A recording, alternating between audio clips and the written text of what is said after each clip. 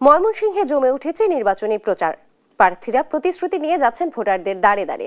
এই নিয়ে জানাতে সরাসরি যোগ দিচ্ছেন সহকর্মী ইলিয়াস আহমেদ। ইলিয়াস, প্রার্থীদের প্রচারণা কেমন দেখছেন, কি কি প্রতিশ্রুতি দিচ্ছে তারা, জানাবেন বিস্তারিত।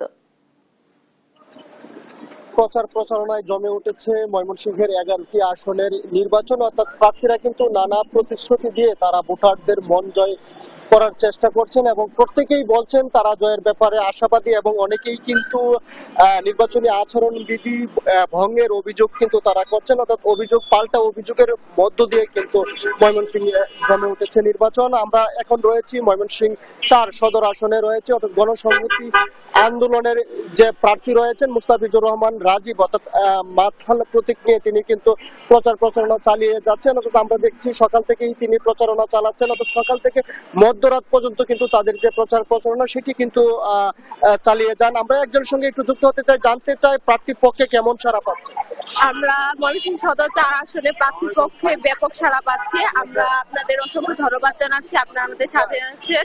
আসলে 12 তারিখ নির্বাচনে মাথাল প্রতীকের সাথে আমাদের পাশে থাকবেন, এই প্রত্যাশা রাখছি আপনাদের কাছে। তাদের প্রার্থীর পক্ষে ব্যাপক সাড়া রয়েছে সেটি বলছিলেন। আমরা যদি মুস্তাফিজুর রহমান রাজীব যিনি প্রার্থী রয়েছেন গণসংহতি আন্দোলনে, একটু ছোট করে জানতে চাই, প্রচারণা করছেন, মানুষ আপনাকে কিভাবে গ্রহণ করছে? ধন্যবাদ আপনাকে।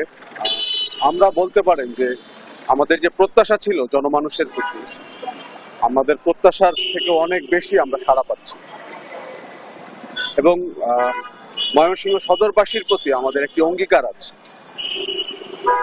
সেটি হলো আমরা যদি সদরবাসীর ভোটে নির্বাচিত হই, তাহলে নির্বাচিত হওয়ার আগামী 6 মাসের মধ্যে যদি দুর্নীতি, চাঁদাবাজি, মব সন্ত্রাস, নারীর প্রতি সহিংসতা এবং বেকারত্ব, যানজটের সমস্যা নিরসন করতে না পারি, তাহলে আমরা আগামী 6 মাসের মধ্যে পদত্যাগ করব। তিনি বলছিলেন যে একেবারেই যদি নির্বাচিত হন আগামী 6 মাসের মধ্যে কিন্তু ময়মনসিংহের যে অসঙ্গতিগুলো রয়েছে সেটি কিন্তু নিরসন করবেন, সেই প্রতিশ্রুতি কিন্তু তিনি দিচ্ছেন। এছাড়াও আমরা দেখেছি অন্যান্য প্রার্থী যারা আছেন, অর্থাৎ বেলা বাড়ার সঙ্গে সঙ্গে কিন্তু তাদের প্রচারণা বেড়ে ওঠে। এই ছিল আমার কাছে ময়মনসিংহ থেকে নির্বাচনী প্রচারণা নিয়ে সর্বশেষ।